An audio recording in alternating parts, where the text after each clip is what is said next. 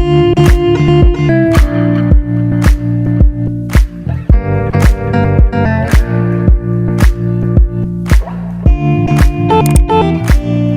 assalamualaikum warahmatullahi wabarakatuh, dan selamat bergabung kembali di YouTube channel saya.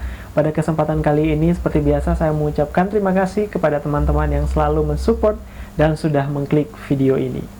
Ngomong-ngomong terkait dengan seleksi CPNS atau pegawai negeri sipil yang selalu kita bahas sebelum-sebelumnya, tidak sedikit dari teman-teman yang bertanya, kira-kira penghasilan yang didapatkan oleh PNS itu seperti apa sih? Dan pada kesempatan kali ini, saya akan membahas 5 instansi yang memiliki penghasilan atau tunjangan kinerja tertinggi.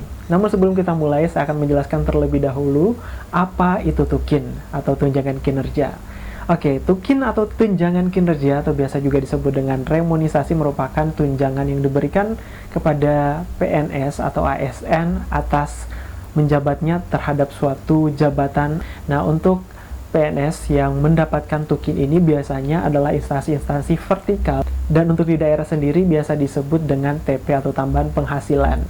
Untuk kisaran penghasilan tukin itu berbeda-beda tiap instansinya dan tiap daerah. Untuk daerah sendiri perbedaannya dipengaruhi oleh pendapatan dari daerah masing-masing, sementara untuk instansi vertikal khususnya perbedaannya dipengaruhi oleh nilai yang diberikan oleh Menpan RB terhadap kinerja dari suatu instansi. Baik, kita langsung saja ke instansi yang pertama, yaitu Direktorat Jenderal Pajak Kementerian Keuangan. Nah, Direktorat Jenderal Pajak merupakan instansi dengan tunjangan kinerja paling tinggi saat ini. Apalagi kita ketahui bahwa Direktorat Jenderal Pajak ini merupakan salah satu instansi yang membantu pemungutan pajak negara. Tentunya harus diberi apresiasi dengan tunjangan yang cukup tinggi. Oleh karena itu, Direktorat Jenderal Pajak memiliki tunjangan kinerja 80 hingga 90% tingginya. Untuk informasi buat teman-teman yang mungkin tertarik melamar pekerjaan di DJP atau Direktorat Jenderal Pajak, perlu diketahui bahwa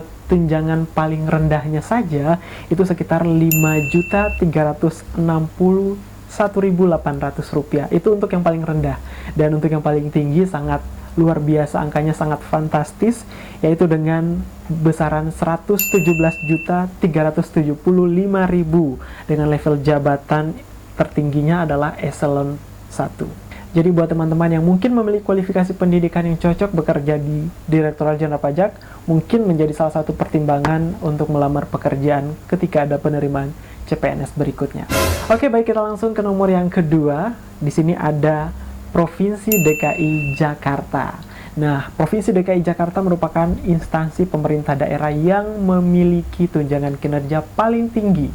Nah, luar biasa buat kalian yang kerja di DKI Jakarta, tentunya tunjangannya sangat besar dan tentunya bisa memberikan motivasi buat teman-teman yang lain yang mungkin berkeinginan untuk melamar pekerjaan di Provinsi DKI Jakarta. Nah, seperti yang kita ketahui bahwa Pemda itu disebut dengan TP atau tambahan penghasilan, atau biasa juga disebut dengan tunjangan kinerja daerah. Nah, untuk Provinsi DKI Jakarta sendiri, nilai tertinggi dari tukinnya yaitu sebesar Rp17.370.000. Nah, sangat luar biasa dan sangat tinggi kalau untuk standar dari instansi pemerintah daerah. Makanya biasanya banyak orang yang berlomba-lomba mendaftar di Provinsi DKI Jakarta ketika ada penerimaan CPNS. Dan tentunya tunjangan tersebut diperuntukkan untuk yang menduduki jabatan fungsional umum dan terampil.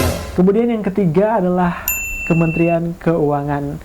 Tidak heran berarti ya kalau Kementerian Keuangan memiliki tunjangan yang paling tinggi, karena memang Kementerian Keuangan menaungi atau mengurusi terkait keuangan negara. Jadi wajar saja mereka memiliki tunjangan yang paling tinggi. Tapi selain itu, kinerjanya juga tentunya merupakan salah satu instansi dengan kinerja yang paling baik. Dan disebutkan di Peraturan Presiden tahun 2014 bahwa tunjangan terendah di Kementerian Keuangan itu sebesar Rp2.575.000.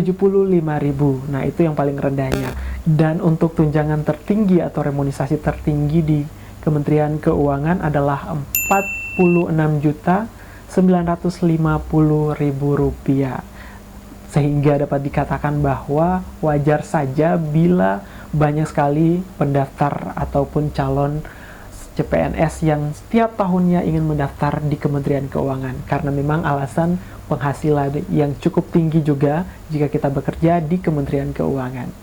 Nah, kita masuk ke nomor yang keempat, yaitu BPK atau Badan Pemeriksaan Keuangan. Kemudian untuk tunjangan terendahnya diatur di peraturan presiden yang sama tahunnya, yaitu 2014 dengan nomor 188. Disebutkan bahwa angka untuk tunjangan terendah itu berada di angka Rp1.540.000. Cukup rendah sebenarnya. Tapi untuk tunjangan tertingginya cukup fantastis juga, yaitu Rp41.550.000. Nah, untuk teman-teman yang mungkin sedikit ragu untuk mendaftar di instansi mungkin DJP ataupun di Kementerian Keuangan, mungkin BPK menjadi salah satu target jika ingin mendapatkan penghasilan atau tukin yang cukup tinggi. Nah, untuk yang terakhir atau yang kelima ada Kementerian Hukum dan Hak Asasi Manusia atau Kemenkumham.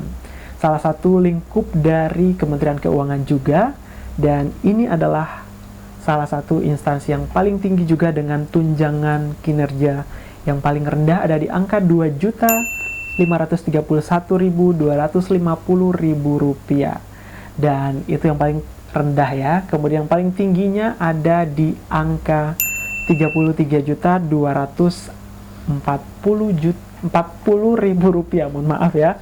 Oke, jadi itu merupakan salah satu instansi yang paling tinggi. Dari pembahasan kita hari ini, kita dapat ketahui bahwa 5 instansi dengan tukin atau remon ataupun juga tunjangan kinerja tertinggi ini merupakan instansi yang cukup terkenal di Indonesia, dan juga biasanya tiap tahun memiliki pelamar yang cukup banyak untuk pendaftaran CPNS tiap tahunnya.